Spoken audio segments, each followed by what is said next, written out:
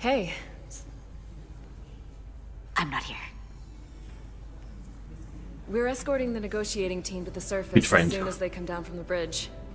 I don't want to interrupt some important work. I was just hoping to see you before I go. The captain and the others will be here any minute now. Should be an interesting ride down to the surface. Come on, I'm never too busy to make time for you. That's not true. No, but I am glad you came by. Now that's more accurate. I gotta be precise with you, huh? Hey, Maris. Aren't these those button pushers you're always hanging out with? And you're the phaser jockeys we always beat in Parisi squares, right? All aboard for Hotari. That another one of the captain's railroad things? Gotta be. I just usually zone out by the time he gets to the whole, steam engines were the warp drives of their day part. Catch y'all later. I like that. All aboard. You don't want to miss your train. You don't want to miss your train. I do have to go. You're safe. Not gonna lie, I'd rather not leave right now. Do me a favor. Come back safe. Deal.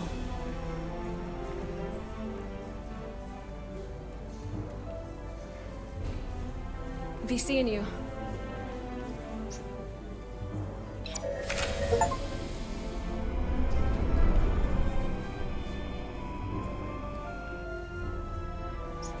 It's Lara That's cute. Diaz. If Ah. we could float back down to reality, we still have a ways to go. Yeah, we do. I'm sorry. I'll get back to work. All right, where were we? So, Sure. the warp coils in the navigation array are fine, but the nav computer doesn't seem to think so. I'm out of ideas short of field stripping the shuttle from bow to stern. You wanna take this out of the shuttle and throw it on the bench? Oh, real hands-on maintenance. I like it. Okay, the nav computer is patched into the ship.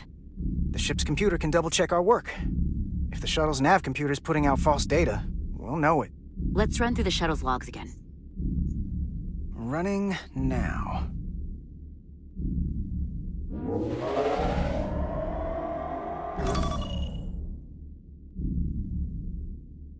Same. Warp field inversion and a cascade failure. However, the Resolute computer doesn't show the same subspace variance. We're in the same conditions that the shuttle was in when it failed. Why wouldn't the ship's computer get a matching result? What if the subspace variance was a momentary occurrence? That's a possibility, and it would explain why the simulation under our current sensor readings failed to reproduce the issue. But a subspace anomaly strong enough to cause a warp field collapse would leave graviton ripples for days. Let's run with the momentary subspace variance theory for now. Roll forward to the shuttle's attempt to re-engage the warp drive. We need the conditions of space around the shuttle at the moment of warp failure. Resuming simulation. Okay.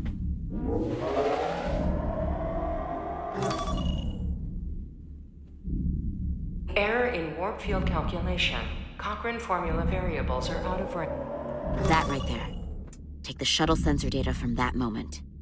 Computer, why did the warp field calculation fail? Warp field pressure return non-orthogonal. Not Results you. are undefined. That doesn't help. Wait, what if we use a different ship? Put the Resolute into the simulation instead of the shuttle. Yeah, it should warp just fine. Unless... Computer, run the simulation with the Resolute. Resolute simulated. Computer, give me manual control on the warp power. Static field intensity, warp 1.1. 1.2.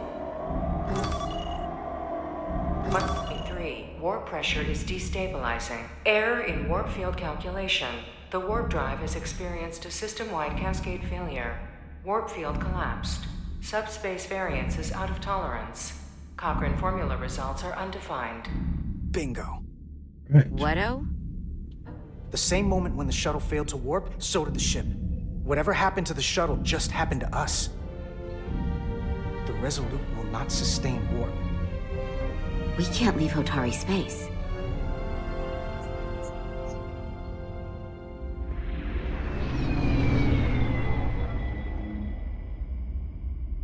We can't leave. We're stuck here. What does that mean for us then?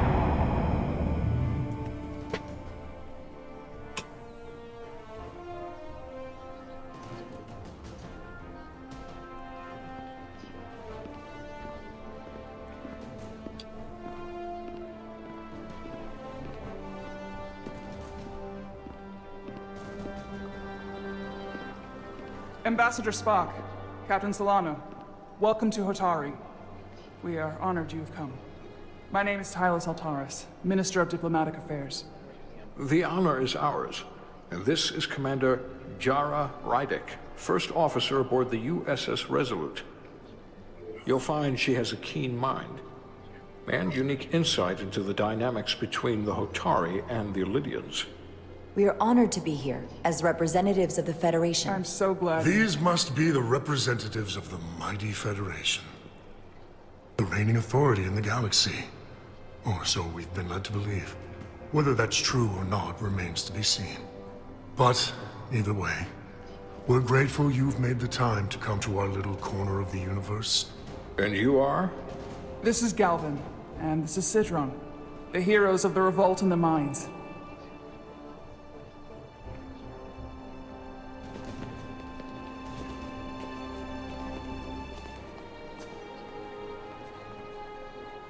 Let's hope this is the last time we ever have to come here. If you'll excuse me.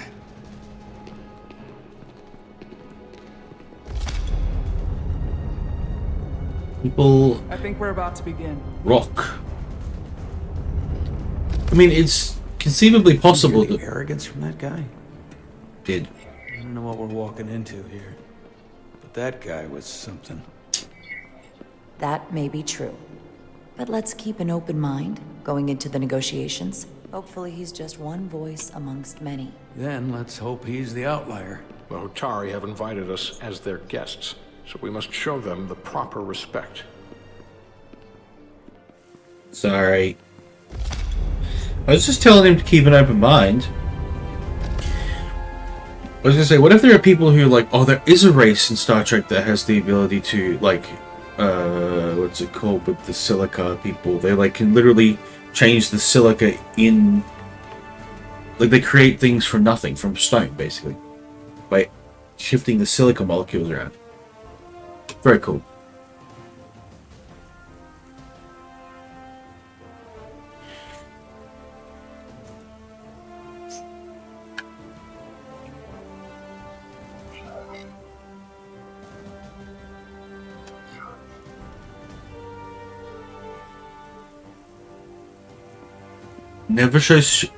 Never be defiant in front of another leader, right?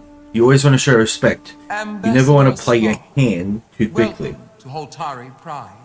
Right? The honor is mine, Your Majesty. That the Federation would send one of their most respected representatives is not only an honor to the Hotari people and their queen, but a recognition of our stature and importance. Let's get on with it, shall we? With all due respect to the Federation and their ambassador, they have no authority here. We are not members of their alliance. We are not subject to their rule, nor yours. We demand the immediate return of all mining operations to Illidian control, as it has been for centuries and will be for centuries more. That has always been our understanding. That understanding has changed. Then you invite war! And if you cannot remain silent, you will be silenced. But his point is well taken. What is the Federation's interest in this matter? Perhaps you would have us trade one oppressor for another? The Federation remains neutral. Our only interest is the peaceful resolution of this conflict. We are here at your request, Your Majesty. For now. I'm trying to keep an open mind here, but it's not easy. I thought they wanted us here. Was there something you wanted to say, Captain? Oh, no. My apologies. And what about the Kobliad? She's not She can speak for herself, can't she? Then let her.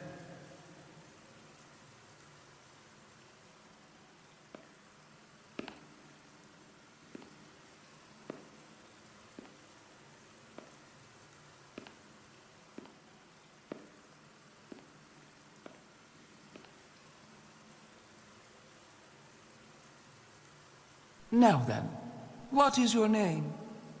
Commander Jara Rydek, Your Majesty. Being a Kobliad, you would know better than anyone. Your people suffered brutal treatment at the hands of the Cardassians. Their injustice towards the Kobliad is as unimaginable as it is unforgivable. Not unlike how we have been treated by the Alidians. As much as they'd have you believe they are the victims here, remember it was the Hotari who attacked us. Hundreds of innocent Alidians were slaughtered without mercy in those mines. The blood is on their hands, not ours! Quiet! If after all the Kobliad suffered, you finally had the chance to right that wrong, to get out from under their control, would you take it? Or would you negotiate a peace?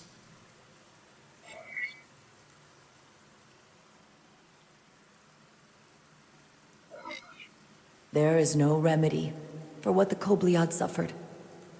And I fear who we might have become in pursuit of it.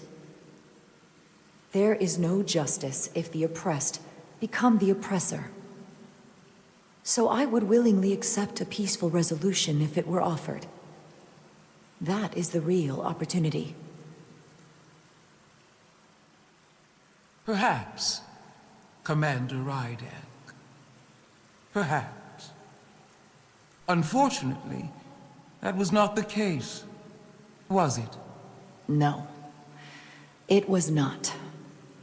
Peace is often elusive to those who need it most. The Federation is the most powerful, most advanced alliance in the galaxy.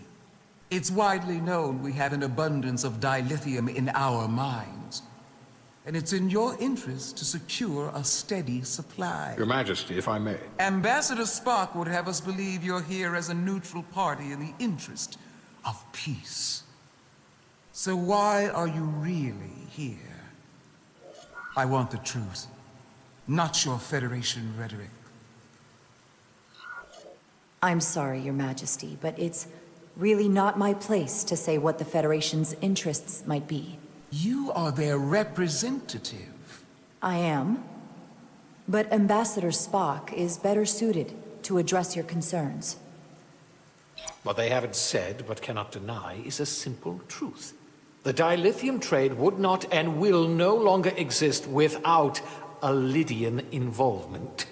We created it for the benefit of everyone, especially the Hotari. We've given them warp technology. We've let them share in the profits. We've made their lives infinitely better than before dilithium was discovered. All of that goes away if the Federation turns a blind eye to their treachery. That is enough of your lies! The Hotari are quite capable of running the mines. We've done so for centuries. So tell me, who deserves control of the dilithium trade and the mines on Tau? Who should the Federation recognize? The Hotari or the Alidians? It can only be one or the other, not both. If I have to choose only one, then it would have to be the Hotari. Well said. How could the just and wise Federation make any other choice? This is an outrage. The Federation has lost all credibility. The mines are ours. Lydia will not be deterred. We will take back our mines by any means necessary. And you will see more blood spilled. I am more than willing to address your concerns, Your Majesty. Yours as well, Representative. But I suggest we could have a more productive conversation with a smaller group. Perhaps only the most essential representatives.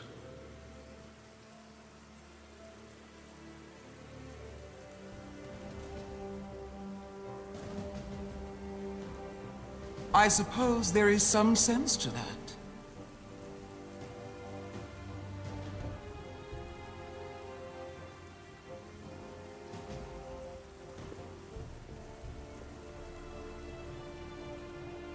I hope we meet again, Jara Ryder.